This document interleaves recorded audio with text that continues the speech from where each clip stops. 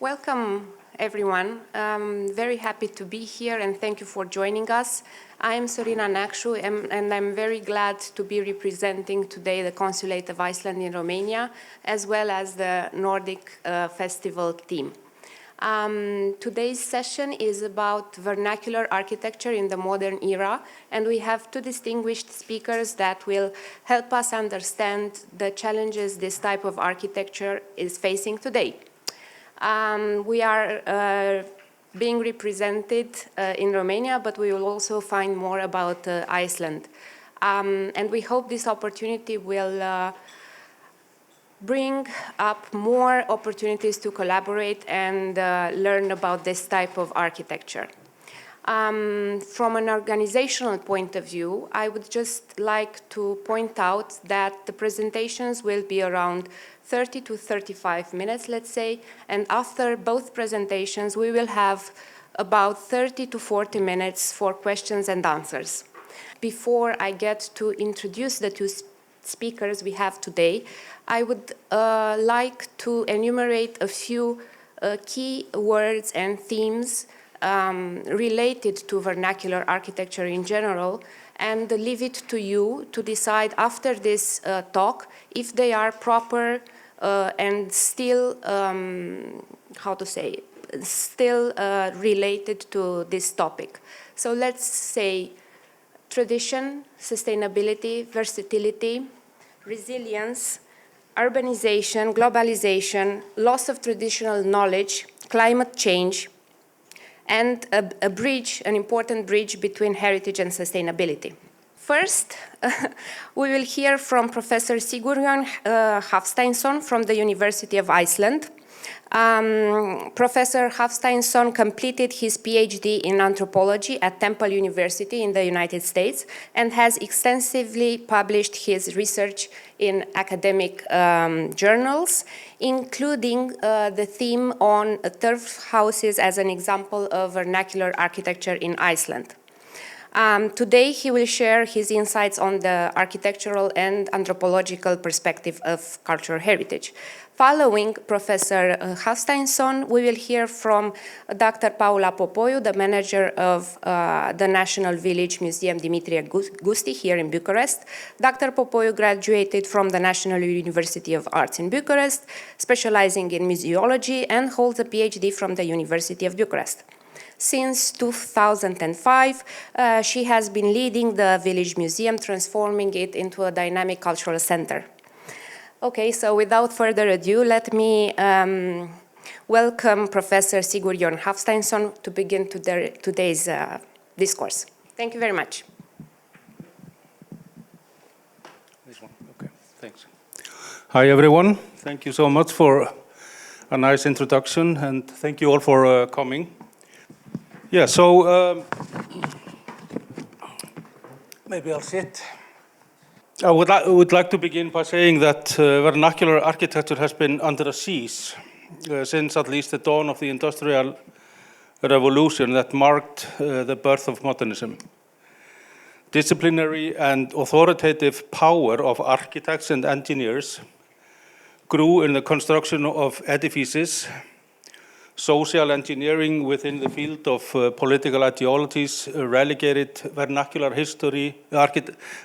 architecture to history, and progressive states moved against vernacular architecture with robust legislative schemes that deprived individuals of the agency to build as they saw fit, all in the name of public safety, sanitation, and societal progress. And it is therefore no coincidence that the dawn of outdoor museums and movements for the conservation of vernacular architecture emerged during this period. And interestingly, Romania and Iceland share such similar trends, although of course each within its social, cultural, and historical situated differences. And I wanted to point out to you that some of you maybe know this book here, The Raising of Romania's Past by Giroescu, which about the intention of the Ceausescu regime here in Romania was to eliminate thousands and thousands of basically vernacular architecture, but they didn't succeed, and I would say luckily. However, in Iceland, turf houses, this is an image from the 1980s, early 1980s, but unfortunately in Iceland we succeeded in raising the vernacular architectural history basically almost from the face of the earth. But in this presentation, I want to touch upon two things. One, to illustrate the fate of vernacular architecture in the face of the modern era with an example from Iceland. And second, to speculate about the future of vernacular architecture. But before I begin, I want to stress that what I mean by vernacular architecture. There are many definitions of the term, but here on the slide you can see one of them that suggests my use of it. With it I mean traditional houses of any kind that involve process of change and, important concept, adaptation of people to any given situations. It is beyond the scope of this lecture to engage in debates of how appropriate the term is for what we are talking about. But here on the slide, on the lower part of it, I mention one criticism of the use of the term, just to keep us slightly on our toes. But let's turn to the fate of vernacular architecture in the face of the modern era. Iceland is an interesting case when it comes to the fate of vernacular architecture, as the wave of modernism found its way to the island in the mid-18th century. Icelanders had constructed and lived in so-called turf houses since the settlement in the 9th century AD. The houses were mainly built with stones, imported or driftwood timber, and turf from neighboring mires. According to the modernist narrative about turf houses, the design of turf houses evolved significantly over the 1100 years they were constructed, reflecting a distinct trajectory in shape and form. And here on this slide, you can see the first sort of form of so-called longhouses, and you can see the outer sort of rim of this hall. But this is from an excavation that is ongoing in the eastern part of Iceland, and one of the longest or the biggest longhouses ever found. Quite an interesting archaeological project. But after the longhouses, so this was actually practiced for maybe 200 or 300 years, these longhouses. But after the 12th and 13th century, the passage farmhouse emerged and remained the predominant form until the late 18th and the early 19th centuries. And this style consisted of smaller, interconnected houses linked with a central passage.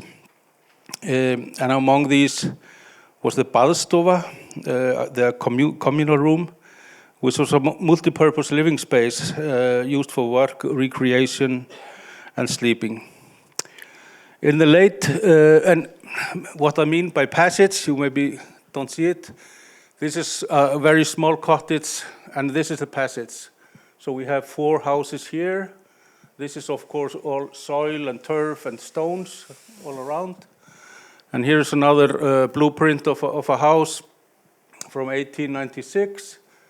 And the small, these are basically a cluster of houses, as you can see. And this actually had both people and livestock in it. So in the late 18th century, the gabled farmhouse emerged as a distinctive type of turf house. And here is an example of the gabled turf house. You know, it has gables. these comprise series of smaller houses, again, each individually roofed, featuring timber gables marking a significant evolution in architectural form. Regional differences in architectural form, structure, and craftsmanship are also identified. And I want to go through a number of these houses just to give you a kind of an embodied and visual sort of reference to the things I'm going to talk about later. So here we have a photograph of a house taken in the around the turn of the century, 1900. And here's a cut through not this house but another turf house, which shows you a kind of some of the material being used and in what way. So there are timber here, stones, soil, and vegetation on the sides and on the roofs.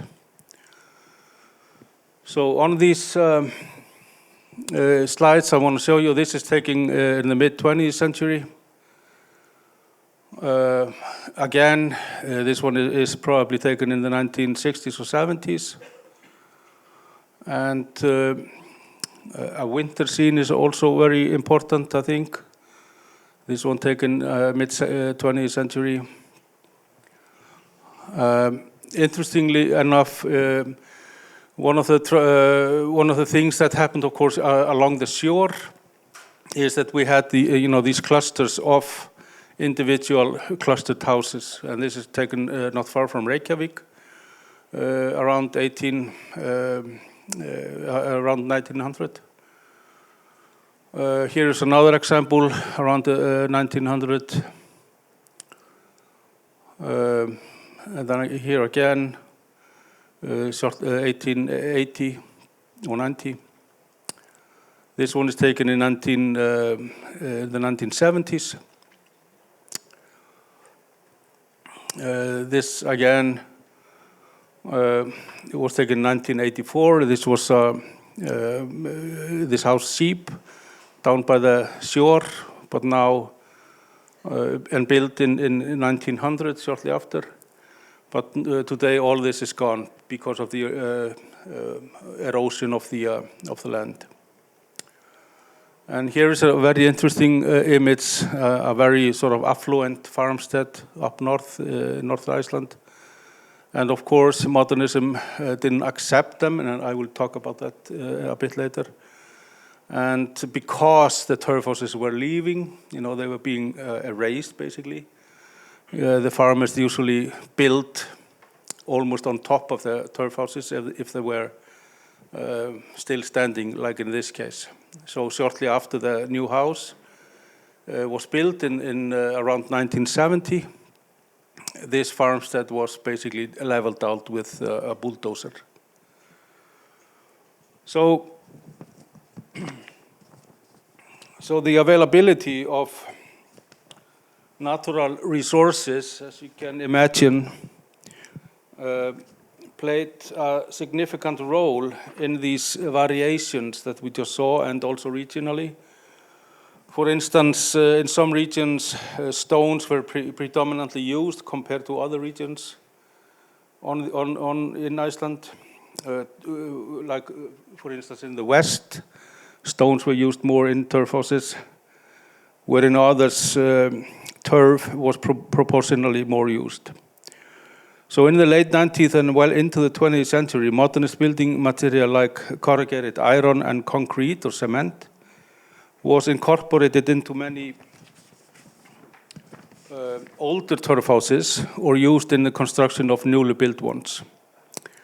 And here on this slide, you can see the number of turf houses in Iceland and how they gradually passed into material oblivion in the landscape. So the green column here is the number of turf houses around 1910. So we have well over 50,000. And then at the end of this period, in 1960, we have only a handful of them still remaining. And interestingly, of course, these numbers are mainly human habitats, not outhouses, for the animals. So basically, if they would have been taken into account during this counting, the numbers would be slightly higher. Because we always forget the animals, right? Or often. But I would like to talk about the disappearance of turf houses a bit. And there are two main reasons for the disappearance of them. And both are actually tied to modernism. First is the modernist ideological discourse, which decisively positioned Icelandic society, particularly its housing conditions, as being in opposition to civilized standards. From the 1800s onward, while turf houses' good qualities occasionally received mention, such as being warm, relied on local material sources, etc., most articles and discussions focused on their faults, but particularly the inferior building materials. The houses were often characterized disparagingly as turf huts, dirt huts, dirt hovels, or dirt holes, and associated with primitivism. Turf houses were seen as unsanitary, and there was a perceived need to campaign for proper housing, built entirely of stones, timber, and later concrete. Civilizing parameters that negatively judged turf houses came with educated individuals and foreign travelers to Iceland that more often than not were elite members in their society. For instance, many travelers described in their travel accounts turf houses as miserable in comparison with houses in Europe at the time. Such comparison drove one Icelander to write in the year 1891 that turf buildings are among the greatest plagues on the country and altogether worse than fire and ice. And he added in his writing that such dirt dwellings are no less than the enemy of life. So you have been looking at the enemy of life. It is important to remember that during the 18th century, Iceland was a colony of Denmark and had been under its rule since the 13th century. Around 1900, the voices advocating for independency began to grow, culminating in 1944 when Iceland became an independent republic. The housing condition was entwined with the independence movement, with turf houses often symbolizing the poor state of living under colonial rule.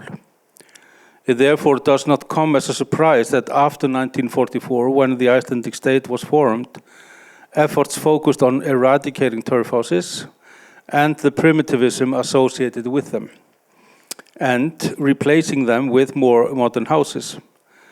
The second reason for the disappearance of turf houses is therefore firm state intervention that paved the way for architects and others to exercise mature housing practices, meaning the introduction of other construction material, planning, and other modernist interventions in architecture. And in conclusion for this section of my talk, I should mention that although we can presume that today there is a more global awareness about the importance of respecting vernacular architecture, we are still grappling with the bulldozing mentality of modernism against such architecture. One example is China, but in the northwest region of Xinjiang, there is the ethnic population of Uyghurs that live there, and the Chinese government is demolishing or bulldozing old buildings as they are considered obstacles for its grand-scale economic plans, leaving people like these, in dire state. Now, as I mentioned in the beginning of my talk, outdoor museums and conservation movements went hand in hand with a gradual eradication of vernacular architecture. in Europe and elsewhere. In the case of Iceland, that means that a number of turf houses were saved from demolition, and today they function mainly as emblems of a world that was, or in some technical terms, as cultural heritage. As such, they have been displayed as museum pieces and studied within the modernist narrative as subjects of architectural evolution, a narrative which considers the turf houses primitive technologies that ran its course with the introduction to more suitable advanced housing techniques. There is no reason to presume that this approach will change in the near future, especially as turf houses in museum and heritage settings play a central role in ever-growing tourism industry in Iceland. And I could also add, in a European context, with the rise of right-wing politics in Europe and Iceland as well, and elsewhere, I think, which often emphasize idealized national tokens like vernacular architecture in their political discourse, it is likely that their current status as desirable history will be prolonged. There are, however,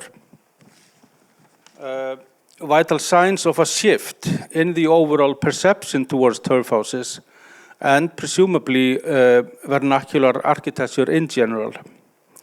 Perhaps a paradigm shift, I hope.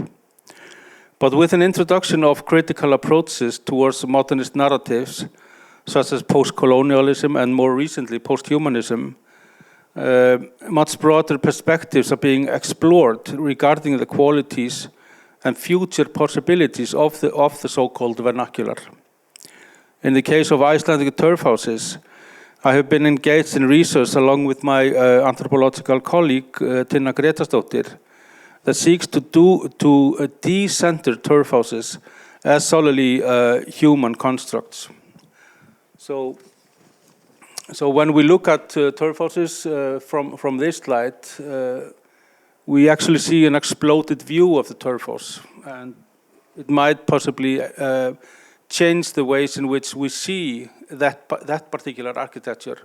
But similarly, we can, of course, do the same with each and every building that we decide to explode, basically, of its perceived components and that make them.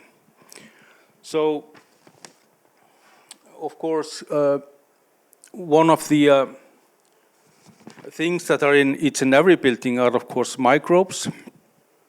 So when analyzing the turf houses in this project that I'm doing with Grétarsdóttir, is that we analyze the complexities of the co-living and co-production of humans with earthen material like soil, root structures, microbes, animalcules, vegetation, and so on.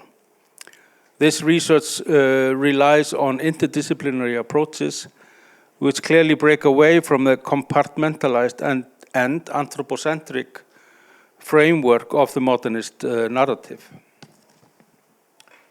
So this project that we call turf fiction enables us, for instance, to remember what this particular vernacular architecture is about. Remembering in this context refers to ways of sensing, thinking, and engaging in relations and abilities of non-human members intrinsic to human existence. It is an ethical commitment that involves responsibility and accountability for the lively relationalities of becoming of which we are a part. Human nature is an interspecies relationship, as Anna Ching has stated, and same applies to turf houses. The legacy of modern architecture is grim when it comes to non-humans, as modernist architectural philosophy dismembered non-humans from architectural practice. Forms of human collaboration and cohabitation with animals, plants, fungi, etc., was penciled out on the basis of hygiene, even labeling bacteria as a threat to humans.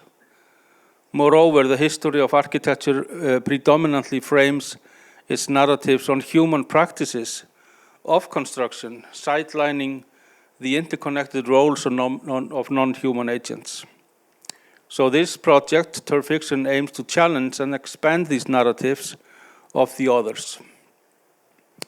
Another sign of possible paradigm shift towards vernacular architecture is the increasing focus on climate change mitigation. The construction industry contributes significantly to global warming, prompting a growing interest in sustainable building practices. Vernacular architecture, with its use of locally sourced and natural materials, offers a viable alternative that aligns with efforts to reduce carbon emissions and environmental impact. Yet another renewed interest in vernacular architecture emerges from an unexpected direction. Speculations about extraterrestrial human habitats in space, such as those on the Moon or Mars. While relying heavily on modernist technology, these futuristic aspirations often draw as inspiration from vernacular principles rooted in resource efficiency and sustainability to meet the challenges of extreme environments and scarcity for human and non-human essentials, such as air, water, and power. Although heavily dependent on modernist technological solutions in architecture, the harsh environmental factors of these lunar globes, Mars and the Moon, sparks and directs one's attention towards solutions that are based on human architectural solutions before the modernist era. For instance, Sandra Haubleich-Meusburger and Brand Griffin, who are engaged in researching space architecture, argue that in extraterrestrial building contexts, and this is a quote, everything is limited: physical volume, air, water, power, and medicine, and even people, and therefore all is treated as valuable resources. In the Icelandic context, turf house construction and lived habitats was precisely framed within such sensibility of scarcity, a cognitive and behavioral condition for 1100 years. That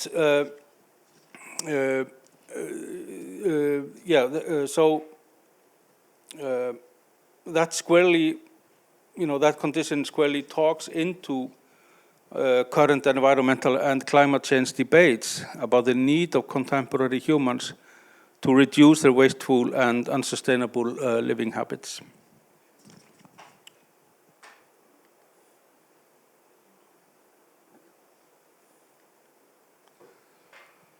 So in this book, A City on Mars, the authors Kelly and Zach Weinersmith state the following. And they say, before permanent outposts in Antarctica were built, human beings had been trekking in Antarctica for over 50 years. That success was in part possible due to knowledge gained from people who lived in the far north, the Inuits, for thousands of years. We don't have anything like this level of working knowledge for the moon. We barely even have veteran moon travelers, end of quote. And this is certainly food for thought for space architects, but equally and probably more important for us today and future architects and designers on Earth. Vernacular architecture is a powerful gateway to knowledge about resilience and human adaptation. There are, however, obstacles for such realization, like Paul Oliver points out in this book, Built to Meet Needs, where modernism has and still is disregarding the vernacular as a significant field of study of human creativity, resilience, and adaptability. For instance, within the educational system for contemporary architects, the vernacular is marginalized and in fact stigmatized. So I guess that my time is sort of running out. So in conclusion, I would like to say that modernist narrative has hijacked the term architecture and deemed some buildings as architecture and others not, meaning the vernacular. Architects, engineers, political ideologies, and progressive states gained greater authority in construction during the modernist era and consequently marginalized vernacular building traditions and individual agency. So in this talk, I have highlighted the tension between the modernist dismissal of vernacular architecture and the growing recognition of its relevance in contemporary challenges. While turf houses in Iceland have been largely relegated to museum displays and symbolic heritage, emerging perspective challenge this passive historization. So critical frameworks like post-colonialism and post-humanism offer a more nuanced understanding of vernacular architecture, shifting focus from purely human constructs to interspecies cohabitation and ecological interconnectedness. The turf fiction project exemplifies this shift by rethinking turf houses not as primitive relics, but as living dynamic structures shaped by human and non-human interactions. And furthermore, the growing climate crisis is fostering renewed interest in vernacular techniques, giving their reliance on local sustainable materials. Additionally, speculative designs for extraterrestrial settlements paradoxically can hypothetically draw inspiration from pre-modern resource-efficient architectural practices, highlighting the adaptability and resilience of vernacular methods. Thank you.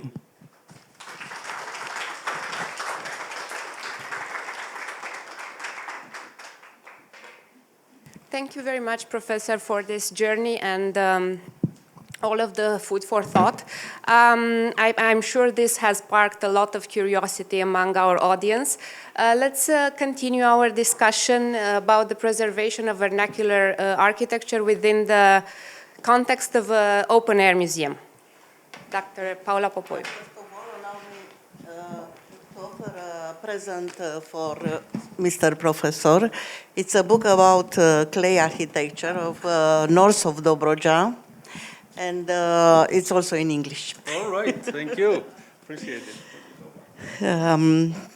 And for you, this is a result of research organized by a museum, not only village museum, because we make the research in the fields in summer. It's years, and we collect this kind of information. First of all, please allow me to say thank you to our host for the invitation, and it is a good opportunity for us, for me and my colleague, some are here in the room, to talk about the village museum, which has a long and good expertise in preserving and saving traditional architecture. In my intervention, I will briefly present the method used in open-air museum to save and ensure the sustainability of vernacular construction in the open-air exhibition. Because we must say that the monument, once displaced from its original environment, it's part of an exhibition that gives it another qualities and message. Also, very briefly, I will talk about the Romanian village now in the process of rapid change. Change that is not always in favor of the maintaining the specificity and the originality of vernacular architecture. Regarding the definition of vernacular architecture, we have accepted the short definition of architecture without architects. which involve that we should not only talk about the architecture of the rural environment, but also about certain buildings located in the landscape of big cities. They are usually buildings from 19th century to the beginning of the 20th century. Because I will only present the architecture from two regions of Romania, Maramureș and Dobrogea, north and south of Romania, with reference to our experience gained in the systematic research organized by the museum, I will prefer the term traditional architecture. But first I would like to say a few words about Village Museum in Bucharest, a museum with experience and prestige in terms of research, transfer and conservation of the traditional architecture. This started about 90 years ago and continue today. But allow me to say some words about our museum, who we are. The Village Museum, I speak for our guests, because Mr. Professor don't visit the Village Museum for now, but I hope invite you in this weekend to the museum, and you have a few hours for discuss or for see the whole Romania architecture, vernacular architecture. The museum is located in Bucharest, in the capital of Romania, in the middle of the Bucharest, on the border of a lake, Herăstrău Lake. I don't insist about. We have two founders. Dimitrie Gusti, it's a professor and founder of Sociological School of Bucharest, and Gheorghe Focșa. It is a second personality of our museum when we discuss about the foundation of the museum. Gheorghe Focșa, after establishment of communism, it is a professor who saves the museum because sociology is considered by the communist corrupt science. And Gheorghe Focșa turning the museum from a sociological one in an ethnographical museum. And this saves the museum. Gusti is the founder with Gheorghe Focșa, but we have a very good help. It's a king of Romania, Charles II, the king between the two world wars.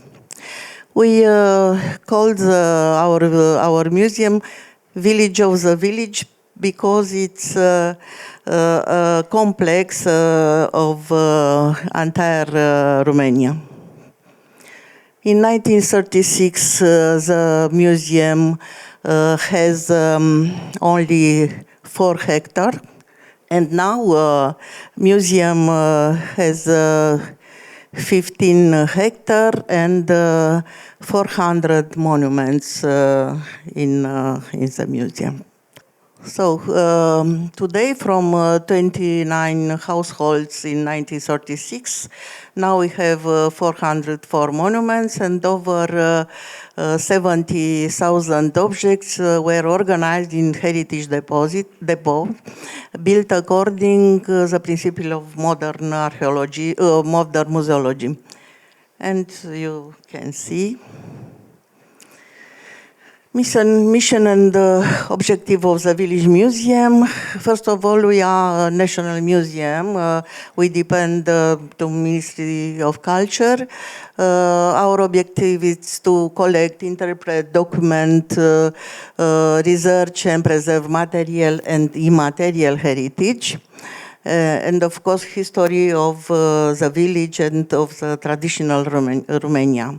Our main topics are traditional architecture from the whole country, the evolution of traditional village and traditional history of Romania. We have a lot of collection with traditional costume, artifact of traditional culture, icon, textile, ceramic, and other. Because the museum it's a prestigious one because we have a lot of activity outside of the country, but we are member of national and international association. And here it's small images of our museum. The museum is organized in a staff section. We have like a very important and central preoccupation open-air exhibition with the traditional architecture, farmhouses, household annexes, churches. We have 5 churches, and all is organized about historical region, Transylvania, Wallachia, and Moldavia. 15 hectares, 400 monument, 161 employees is not enough. And last year we have 1.5 million visitors. Activity of our museum is, of course, restoration and conservation of monuments and mobile patrimony, but also we have a very good direction of communication with visitors, with the peoples. We have a program for education, folk music and folk dancing, guiding, restaurant also. And like I say, we have a lot of exhibition outside of our country. Last year we have the exhibition in Morocco, Portugal, Norway, Italy, and other. It's okay. Some images of our museum. It's a very animated museum, and Dimitrie Gusti say in 1936 the museum must be a school, and we have in our museum through school, because we have a lot of workshop and activities with children and new generation, also with students of architecture of university. Like I say, it's a living museum. Here it's a winter customs, and these images of spring. When we discuss about vernacular architecture, it's of course it's a view of the museum researcher, and in the preservation and conservation of vernacular architecture, I will present only 2 approaches: in open-air museum and in the village. Because we have we have in the village a lot of vernacular architecture who is conserved.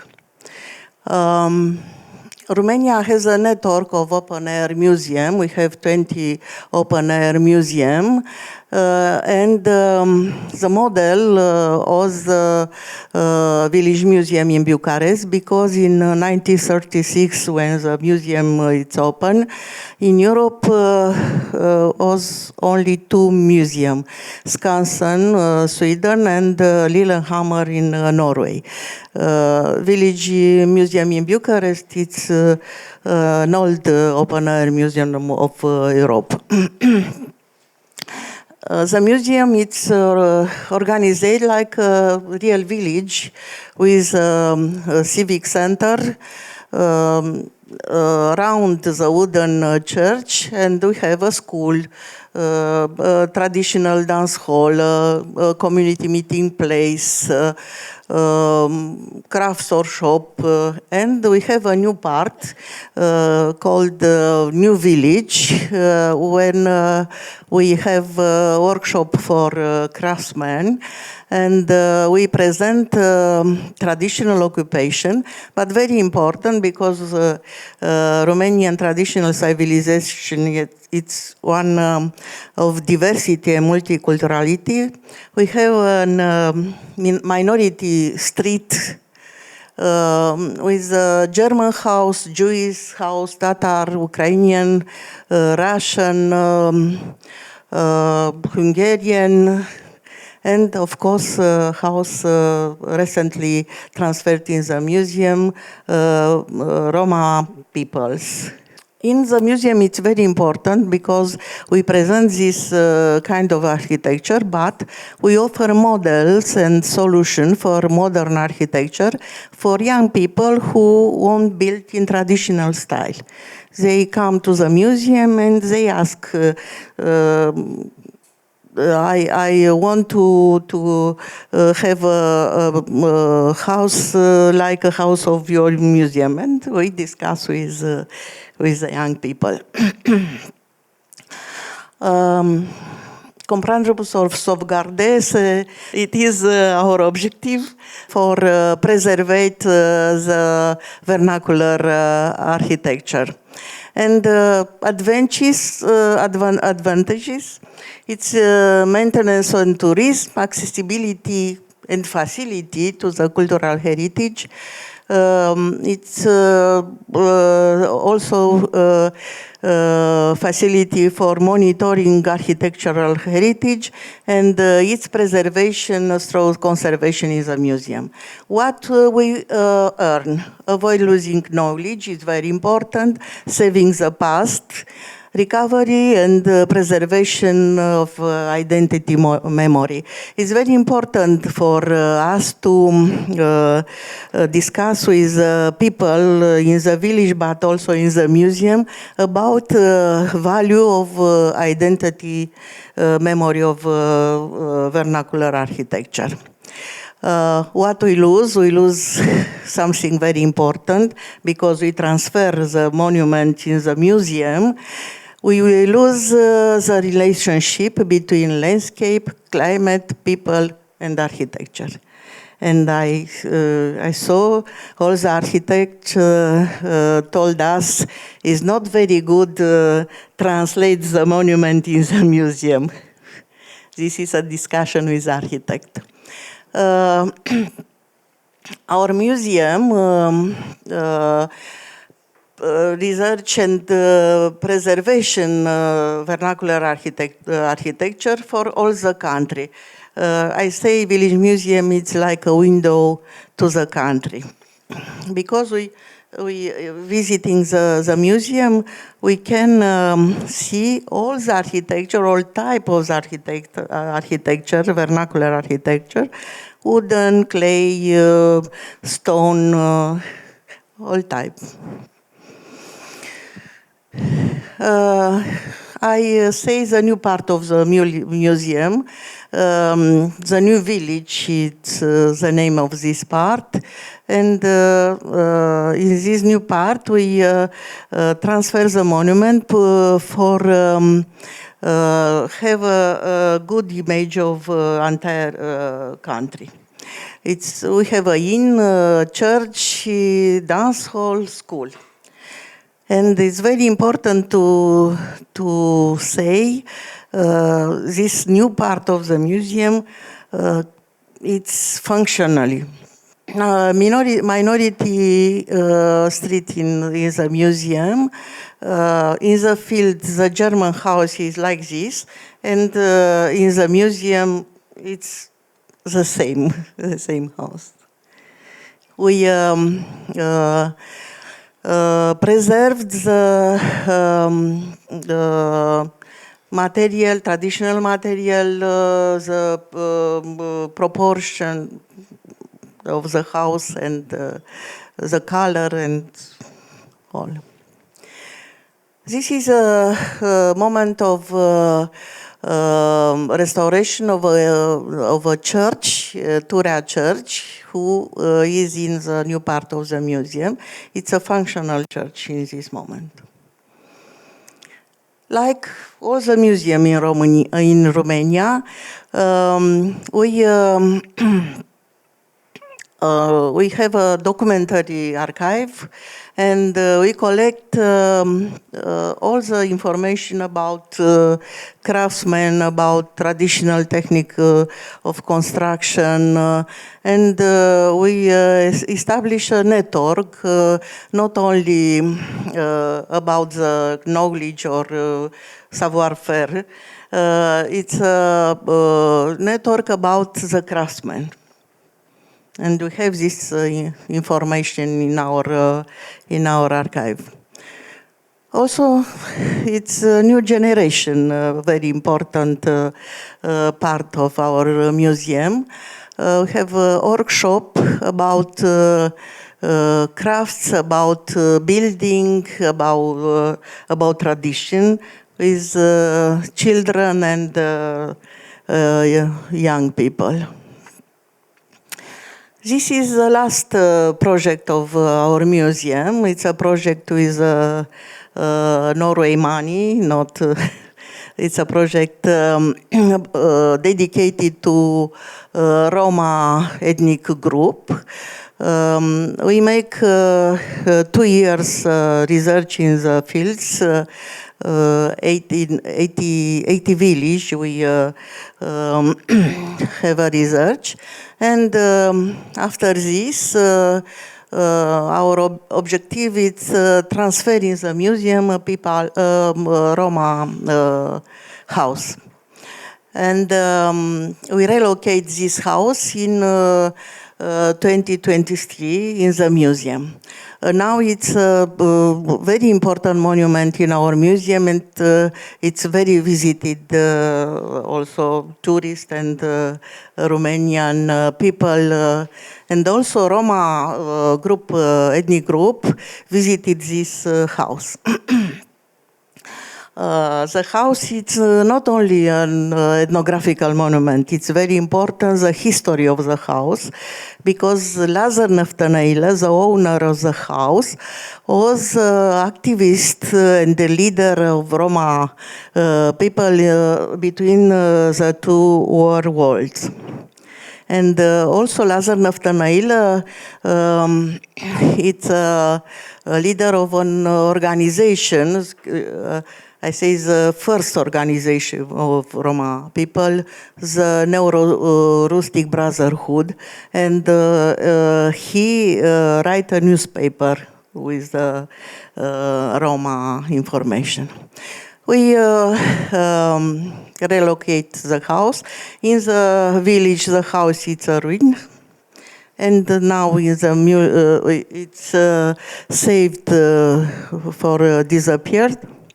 And we have reconstruction of interior and save the artifacts of this house.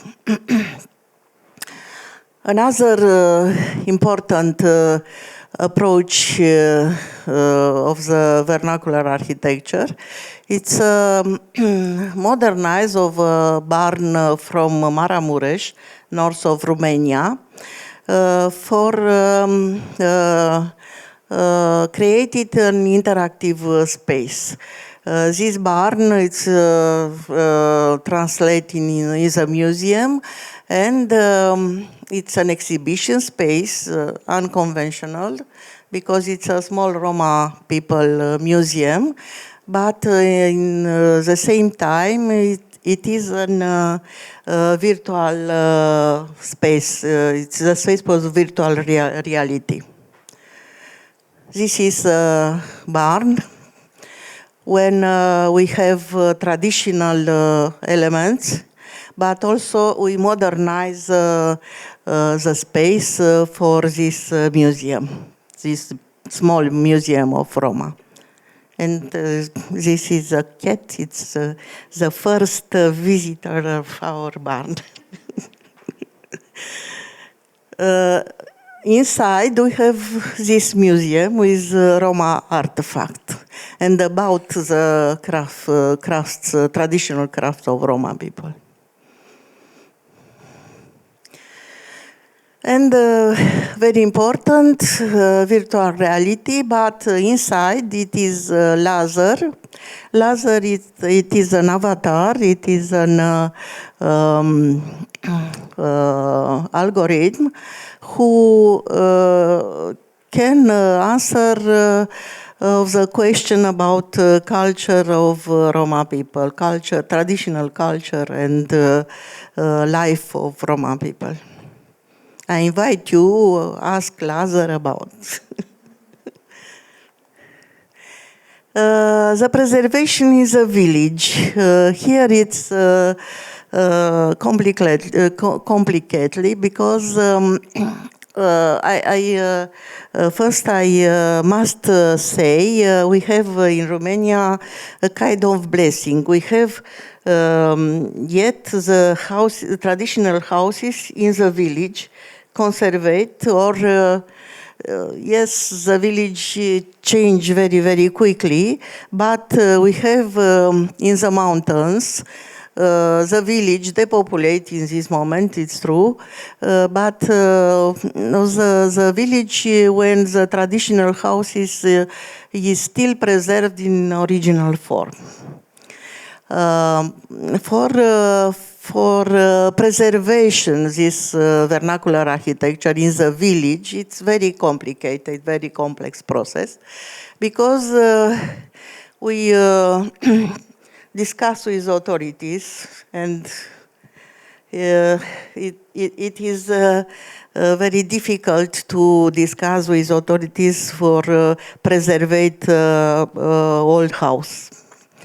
But the museum, not only our museum, all the open-air museum in Romania, makes the research for educate the population, for discuss about restoration and sustainability of vernacular buildings. And first of all, after the restoration of a house, it is obligatory, must receive a functionality, because only as a restoration it's not so good. But in the few years, 2 or 3 years, I see in the village some kind of sensibility for conservation the old house. When we go in the village for researching, focused on identity, role of traditional architecture, we discuss with the owners and we collect a lot of information about history of village, history of architecture, and history of the family. Also, we've focused on the modern role of vernacular architecture in the village, but in this moment, contemporary landscape is marked by a mosaic of present and past construction, and it's like a melange. A question, what is a way to maintain the classical pattern that would be necessary to keep the vernacular architecture alive? I don't have the answer in this moment. But we can have some activities in this way, education of the community, for maintain the specific architectural of the village. Yes, the restoration costs more, is very expensive, and we discuss about financial strength of the owner. And another thing, it's the degree of comfort offered by the restaurant home. Because it's difficult to say for a young person live in an old house. It's very difficult and no. But the key for conservation of traditional architecture is functionality. In the village, for example, we have a museum in the old house, or in another village, inn, for example. But it's very difficult to convince. Some images in Maramureș. Maramureș is north of Romania, with a village when we have old construction and new construction.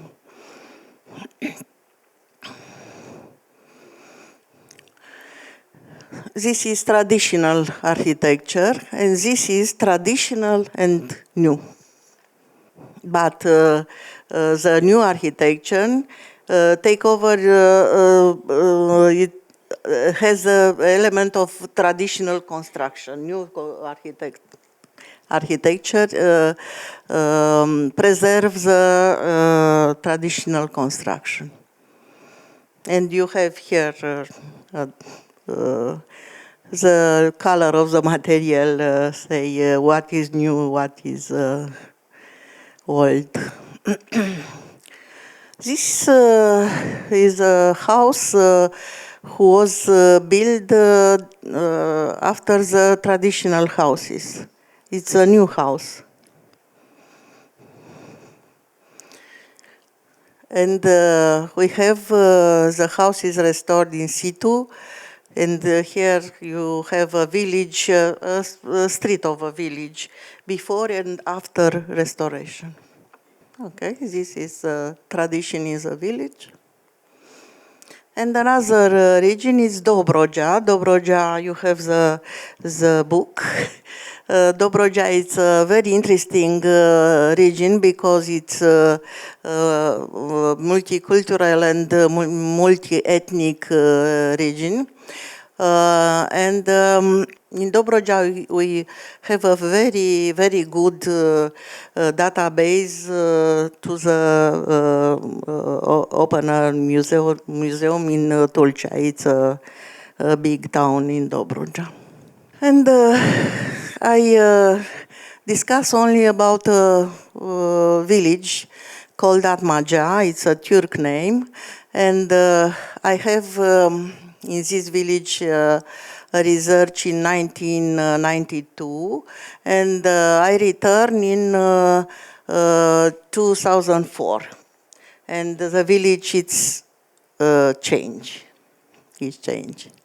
It's a village with Turkish, Romanian, and German, because the village is found by the German population. And now this is a village with Romanian resident.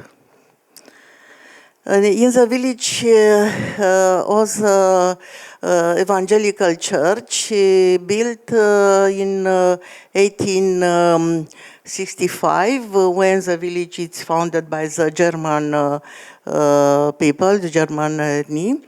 And in 1992 is like this, with Romanic elements and with very interesting element of decor. And in 2004, it's like this. It's changed. It changed and very functional of the church.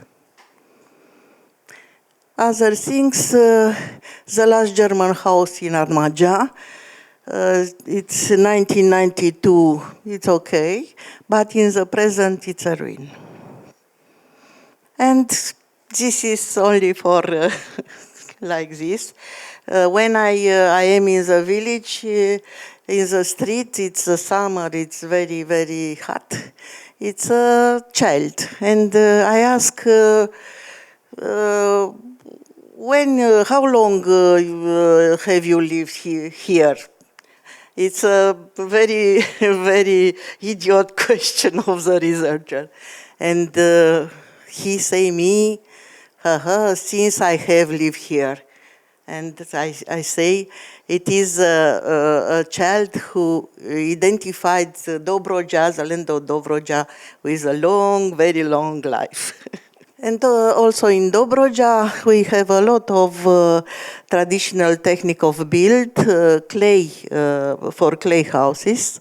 And we have here very long research and recovery is a savoir-faire, traditional building material and technique, and we develop a database in our museum about this kind of construction. Someone, I don't know who, asked me, you have the similarities between Iceland and Romania? And I ask Mr. Professor because I don't see the Iceland, but I say probably. I say not, but after this I say probably. Probably use similar traditional material, wood, stone, clay, I don't know.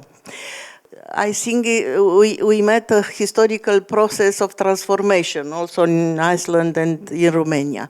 In Romania, it's not so far, it's not so quickly. I don't know. I don't have the solution for the future. It's here, the new generation who must have the solution. But our role in this moment in the museum is preserve this kind of architecture and have the database for the village and for the architecture who is disappeared quickly. Thank you very much.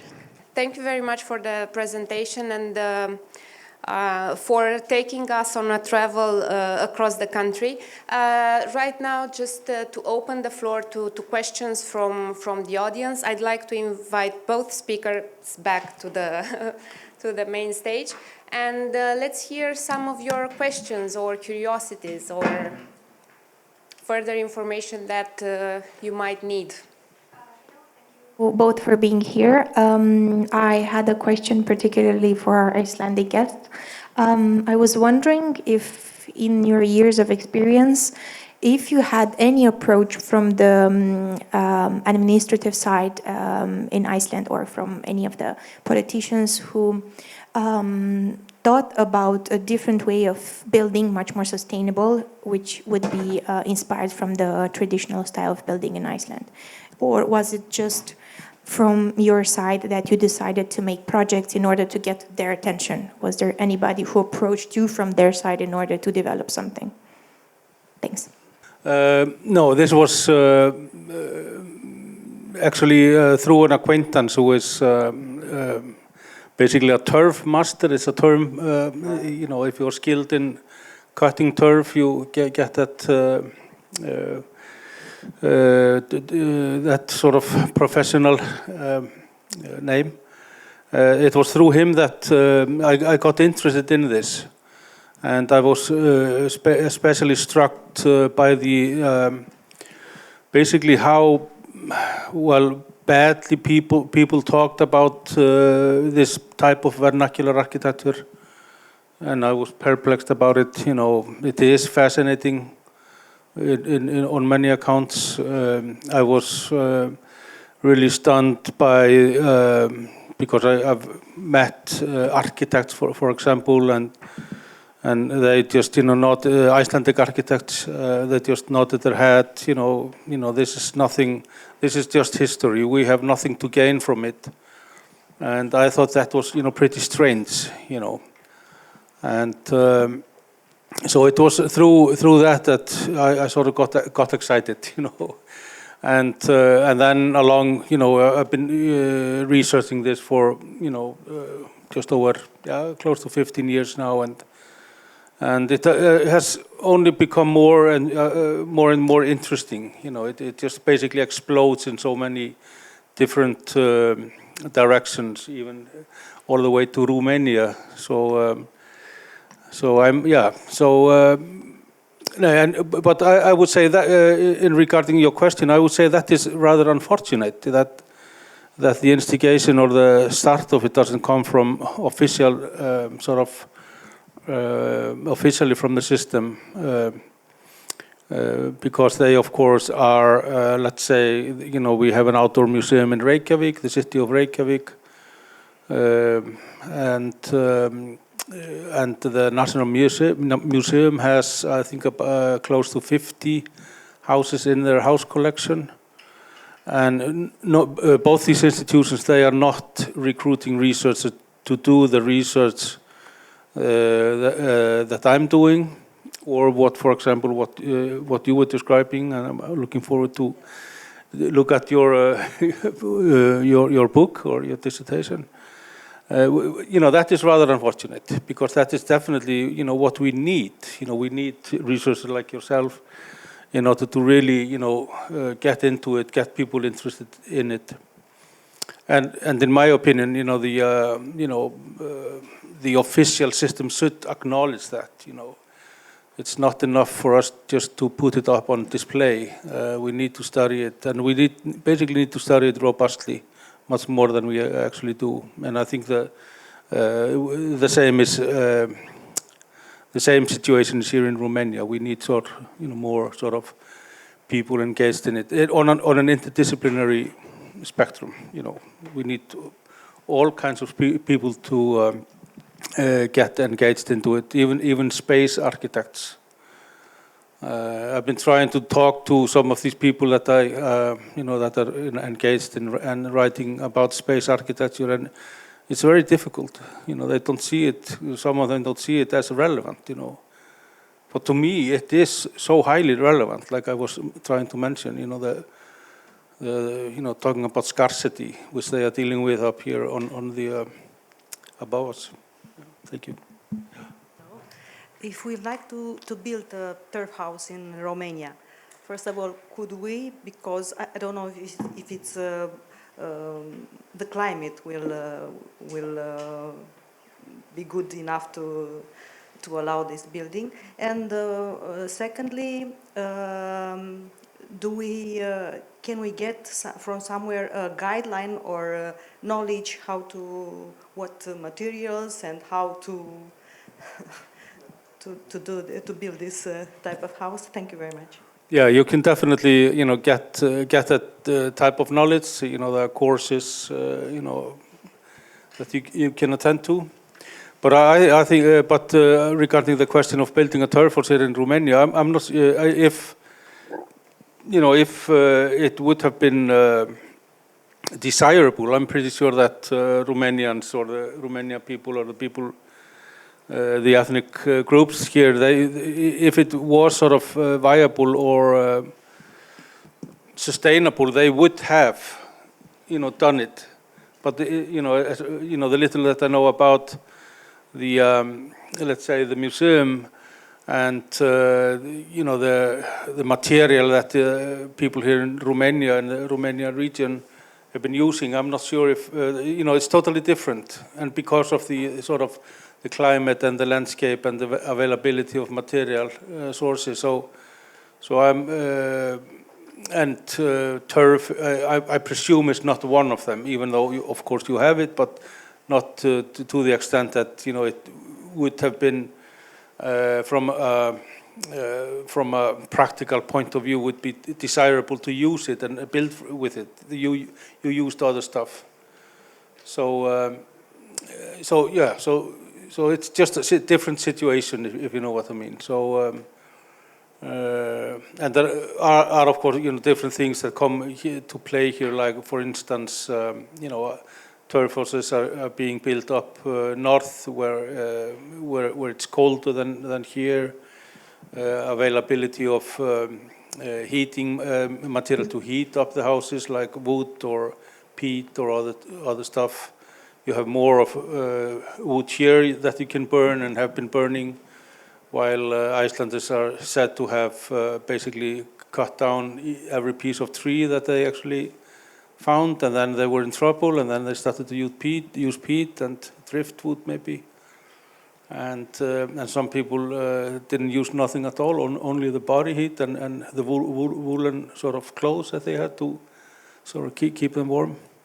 Yeah, so it's different, but but you can definitely learn it, the technique.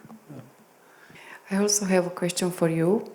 So you've been studying the turf houses from the anthropological perspective, and I'm curious if, in your experience from your research in the field, did you see any correlation between the fact that this kind of architecture is going extinct?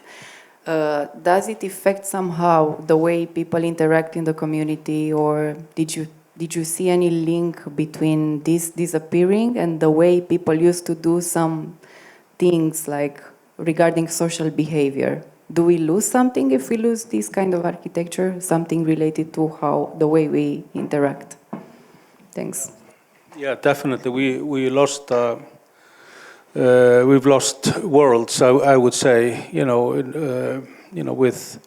With the generations that basically built and lived in such houses, and during the 20th century, when they sort of the different types of these houses basically just slowly, gradually were sort of bulldozed down, and to me that is rather sad, and I always like and the thing is, of course, that during the 20th century and still today, I think that we are actually witnessing this, and people have been witnessing this during the 20th century, of the elimination of traditional ways of living. We are, as human species, we've become more urbanized, and people acknowledge that. We as a general population and politicians and so on and so forth, scholars. But at the same time, the urgency of basically documenting it, manifesting it, this disappearance, and at the same time this disappearance of knowledge about that people actually have had ontologically, physically, bodily, mentally, the urgency to document it hasn't become as robust and as powerful as it should have been, and therefore we have lost a lot of knowledge, I think. And I always recall there was you probably know this anthropologist Lévi-Strauss. He wrote in an article in the 1960s saying that if scientists would discover that there would be a huge globe that was approaching Earth, and it would be coming to Earth and stay there for X amount of time, he predicted that that would actually get other like politicians really interested. Hey, let's study that, because he won't stay there forever. He will just drift along into space. But he said this is precisely what is happening around the globe with human cultures. Traditional ways are just disappearing because of modernist sort of ways of living are being introduced, eliminating whole worlds of people and knowledge systems out of the way. But the urgency of documenting it, of understanding it, isn't there. Only some peculiar people, like us and some other people in academia, in museums and other places that are, talking about it and saying, pointing out, how important this is. But yeah, so. I saw in your presentation that you have long houses. In those long houses, you think that there were families living together. I think, and maybe Mrs. Popoiu will tell us, in Romania, families, when new families appear, they move in other places, in other villages. So this living together with the old family is not so spread here as it is in Iceland, I think. Yes, but it's formidable. We have a long house in Dobronja. It's Turkish house. When the family, new family, stay with old family. We have also the house in Bistrița Năsăud, in north of Romania, a double house. The old family rest is younger, but a short period. But this long house, it's specific only for the Turkish ethnic. We don't have another. Because there are now some philosophers all over the world which are claiming that probably due to to the fact that families didn't stay together, we have now this, let's say, feeling of alienation because, you know, people are going as quickly that they We don't have this kind of family who rest together all the life. Don't have this. And in Iceland? Yeah, I could maybe, you know, kick in here because I think that one of the effects of basically modernism, especially when it comes to you know, the housing conditions, is that, you know, it has created a lot of social problems, and one of them is basically based on the gender perspective of, you know, who the early who actually formed the architectural profession. You know, they were mainly males, and they saw the you know, generally speaking, you know, they saw life very differently from women. Women who were actually in many cultures, like in Iceland, were basically the masters of the house, running the household, especially, of course, on farms. But then, you know, around the 1900s, you know, when Iceland got all these male architects in, they, you know, started to talk about the home in different in different ways than some of the women, you know, actually did. And there was, for instance, around 1944, there was some kind of a friction between the women who were talking about this rapid change from turf houses to cement houses that, hey guys, you know, why don't you talk to us? Because we have something to say about it, how you actually organize the sort of our homes. And some of the stuff that they talked about was, okay, even though that turf houses had been deemed unsanitary, undesirable, they said, some of the women, they said, there are certain things that are positive, and we would like them introduced into the modern houses. But the guys, the specialists, they just, you know, said, you know, almost just shut up. You know, this is just romantic ideas, and we are the experts, and you know, this is unsustainable, and so on and so forth. But the result is, I think that you know, it changed the status of the women in the home, of males as well, but definitely the relationship with children, where the communal living room in the turf houses was the tradition well into the 20th century, but that was then broken up by the modern based housing that was introduced. So yeah, so it's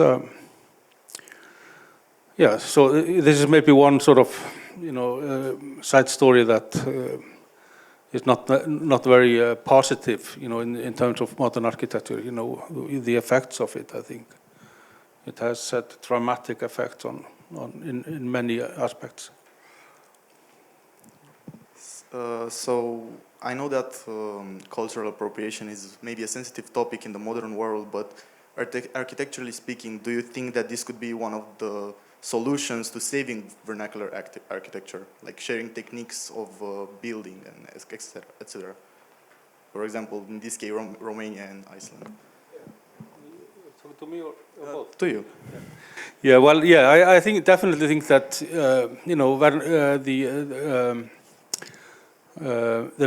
that vernacular architecture has never been as important as it is today, and I think that the architectural profession and those who are actually engaged in dealing with architecture on administrative levels, being it governments or municipalities, that they really need to take vernacular architecture into account, because we maybe all know the problems that we have. I, for instance, mentioned how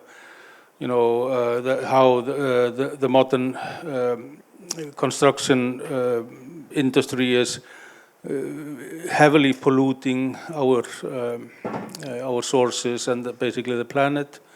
So people are looking into more sustainable sort of ways, and one of the ways is, of course, many vernacular architectural traditions, in Europe, here in Romania, in Iceland, in Africa, in Asia, and so on and so forth. And of course, architects are, especially within the green architectural industry, some of them are using, that sort of types of architecture. But I think that that the utility of vernacular architecture could be more, and the question about cultural appropriation, that was in your question, right? Yeah. I don't think that is. I haven't come across any complaints about along those lines within the study of vernacular architecture, not that I know of. And we have, of course, a number of star architects, from Asia and Europe and so on and so forth, that are basically using vernacular techniques and forms and styles, for example, and I reading about it, I don't see cultural appropriation critique basically as a very prominent sort of level of discussion, when it comes to them. So yeah, but you never know, of course. But no, I think it's it is, and if I may, I also think that because I mentioned green architecture, is I think that one of the criticisms that we can have on green architecture is it is basically just adds on. We are still sort of dealing with modernism in terms of building it, but when building it, we don't engage in it in a very sort of in a way that we view, for example, the material as our co-workers, if you know what I mean. We are just the handlers of the material. We are God, basically, making it. We don't sort of give the material much agency or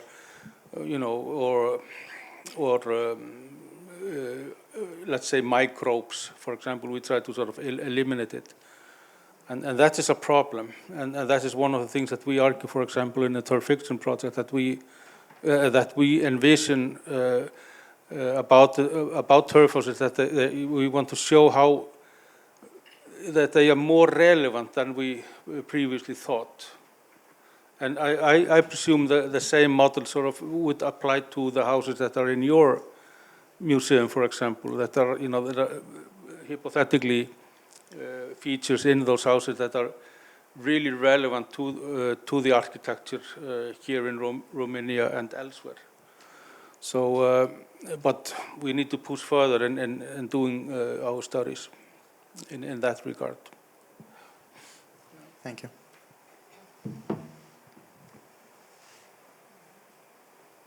Okay.